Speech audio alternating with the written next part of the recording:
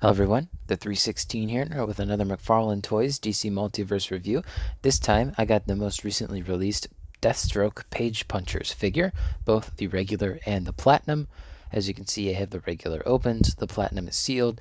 I do plan on opening that platinum at some point, I just don't have the shelf space for it, so it's going to go up on the wall. Anyway, both of these figures retail for $24.99. They both come with the same stuff, but the paint job is a little different on both of them. They both come with a comic book back here. It's both the same comic book, Deathstroke #1, Rebirth, that is. Uh, as you can see, this Deathstroke is black, this one's blue. Yeah, I mean, the original release of this Deathstroke was just a standard release, and it was in black. This is in dark blue for the regular, and this is in a kind of sandy blue for the Platinum Chase. Not sure why my camera's doing that. And, you know, the box, it's the same clamshell that we've been getting for the last couple of them. You know, you do have to cut it open, which I don't like, but oh well. And I will show off the Platinum a bit more later, but accessories-wise, they both come with the same stuff. Starting off with the weapons, you get a hook sword here, and then in Deathstroke's hands, he comes with, if I can get it out of his hand, that is. He comes with a sword here. This one's very warped. It's almost a scimitar with that kind of warping. Just a bit of heat and like a book should be able to flatten that out, but he does come with the sword, and if you want to, you can shove it in his back here. I don't think there's any particular way it goes in. You might be clipped on like with this. This seems to hold it pretty well, so if you want the sword look, you could do that. I'm going to leave it off just for the review. And lastly, he does come with a bow staff. This one has two handles, unlike Robin's, which is just a single long staff piece. This one does have two handles for him to hold on to. This one is also warped, but it doesn't look too bad in certain positions. So those are all the weapons he comes with, and he also comes with an alternate head, although this is on in the package. This one, as you can see, has a white eye patch piece, whereas that one has a black eye patch piece with the eye patch string. Again, we'll show him off a little bit later. Not out of the package, just for some size comparisons. But anyway, last accessories, he comes with a figure stand, of course. We've all seen that. And he does come with the standard card here for page punchers. There's the back of that for you. In the binder it goes. Deathstroke here is a complete reuse of the Rebirth Deathstroke that they made in black, and it looks good in dark blue here, although it does have a hint of red in it, just a touch, but it's definitely dark blue. The orange looks good. It's painted nicely. If I zoom in up here, this is all paint here. I believe the shoulder piece is painted, as well as the upper portion of that, as well as the gloves. The gloves are definitely painted orange, with the fingertips being blue. I don't know why they do that. Why not mold it in orange, paint it blue? I don't know. I stopped questioning why Mcfarlane does stuff for a while. Oh, and if I bring that card back, you can see that he has, a lot more pouches, whereas this is just, straps. If you want to, you could probably get some G.I. Joe classified figures and add the pouches and straps and the guns and all of that sort of business if you want that for your Deathstroke. Figures painted nicely, as I said. This is the standard release. He also has a knife sheath without a knife. Kind of weird. Why not just not include it? Like, you don't include the gun sheaths, but you include the knife sheath. And then same thing here. There's a knife sheath here. This one you can put a sword, or rather a knife into, but he doesn't have a knife to do that. So, if you want to, you could do that. Doesn't work all that well. But yeah, he looks pretty good. Let's look at that head sculpt there. So the eye is actually just a dot of white. So it's his pupil rather than being the whole eye hole. And I think that's actually really well done. A bit of paint work there. Not too bad. What's cool about this headpiece It's going to be hard to show on camera, but it is actually two separate molds. So if you look at the bottom here, you can see one half is orange, the other half is the dark blue. The dark blue latches underneath onto the orange section. So really cool that they actually made this a dual mold. And they also shoved a rubbery string back in there for his helmet. But if you want to see what he looks like with his civilian head, there you go. Looks pretty good. For this version, though, I'm going to keep the helmet. Almost said mask. I mean, it is technically a mask, but I'm going to keep that helmet on because I just think it looks cooler.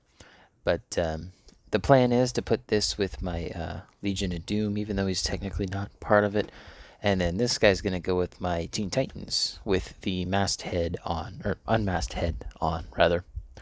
Let's go over the articulation briefly here. So elbow wise, double jointed, can touch his own shoulder, but you got to move the wrist, which I believe does use a sculpted wrist peg, but it's very hard to tell. Like, you can see that it is sculpted there. It's not quite a circle, but could be, just depending on, how you have it moved.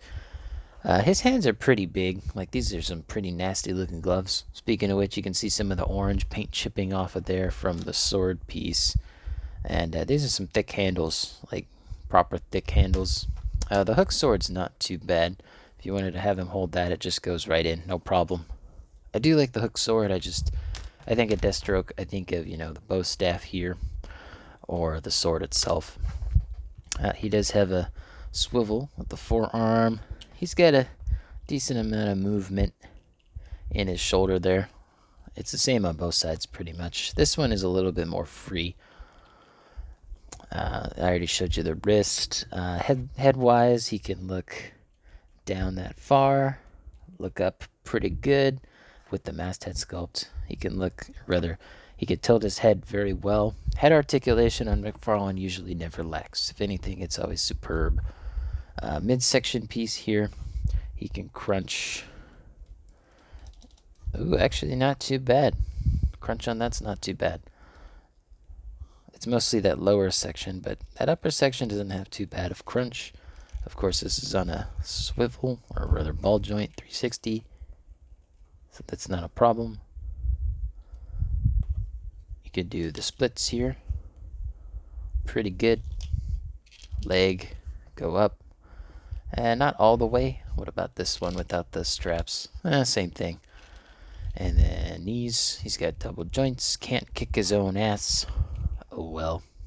And then ankle wise, he can pivot. And he's got the hinge is the swivel. So articulation is pretty standard here. Actually pretty good for this figure. At least Mcfarlane wise. With the Marvel Legend, I think you'd get more articulation out of that. Oh, almost forgot toe bend. He's got a toe bend. But yeah, pretty good looking Deathstroke figure. Glad to have one in my collection. And actually two now, since one of them's the platinum. But let's go ahead and do our size comparisons. Deathstroke stands at 7 1/4 inches tall with his masthead sculpt on. Probably a little bit taller, just a touch taller with the unmasked helmet head. Bleh. Anyway, not too many comparisons to DC Multiverse, but let's start with the Legion of Doom here. So we got Lex, and we got Black Manta. There you go. They look pretty good together. Giving me some Injustice vibes, even though technically these two weren't in the sequel game. Oh well, like how that looks. And then we got some Teen Titans. I only brought down 2, but I got Nightwing here and Kid Flash as well. Looks pretty good, but I think that the Platinum's gonna look much better with these two. Yeah, Platinum looks way better with these two, and then the non-Platinum looks better with the villains. So that's probably how I'm gonna have this displayed once I actually have some room to display the second figure. But for now, he's gonna stay in the box on my shelf or wall. And just cause, here's Nightfall Batman. I have him down for another review, but they're about the same height. Deathstroke's a little bit bigger. Anyway, usual suspects time. Of course, I gotta get Atrocitus in here. Tall boy. We got our gold label Arkham City Batman. And yeah, these two look good together. I know they've done Arkham Origins Deathstroke, but he goes for a lot on the aftermarket. Anyway, Jazzwares Halo Spartan Yoroi Spartan Collection. We got our wrestlers, AEW Unrivaled Samoa Joe, Mattel WWE Elite 100 John Cena. Moving into 6-inch scale, here's the Scarlet Spidey from Marvel Legends, and everybody's fallen over. That's great. Spider-Man makes everyone fall over. The Star Wars Black Series Retro Card Boba Fett. The G.I. Joe Classified Tiger Force Outback. And finally, the Power Rangers Lightning Collection Dino Thunder Black Ranger. So I think that this is a great Deathstroke figure. Articulation's good. Sculpt is great. I think the Platinum is the better of the two figures.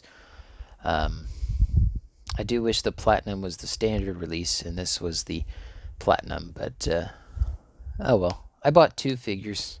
I was going to anyway, but still glad to have them. If you can find the Platinum in the wild, it goes for, $25. If not, eBay, he's pretty cheap right now. I want to say he's less than $40, so get him if you can. I got mine from the Mcfarlane EQL. I think that was like $33 after tax. But cool. Anyway, hope you guys enjoyed the video. Let me know in the comments down below what you think of this figure. Don't forget to leave a like on the video, subscribe, and hit the bell. It all helps out the channel. And as always, peace.